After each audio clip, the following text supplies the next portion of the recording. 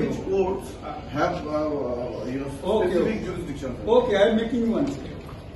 You try to follow me, you will understand. You will never forget.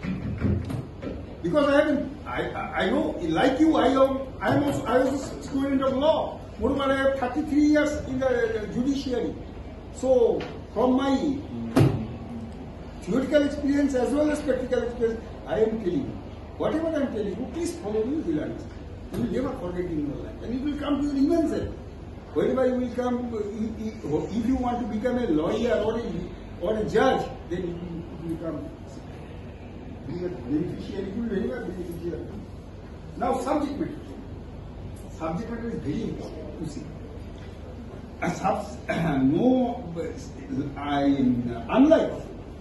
Unlike 21(1) or 21(2), pecuniary jurisdiction or territorial jurisdiction, this jurisdiction is on different footing. Subject matter is on different footing. You see, a Hindu marriage suit, under Hindu Marriage Act, a suit of divorce, support, or restitution of conjugal rights, whatever. A suit of divorce under Hindu Marriage Act has to be filed directly before this marriage. Under HM Act,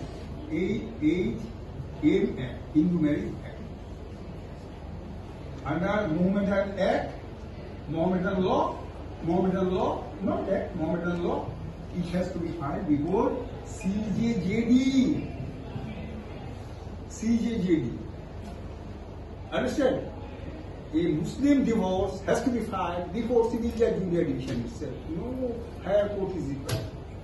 But if you want to file a suit under Hindu Divorce Act, you have to approach directly before in the court of district judge.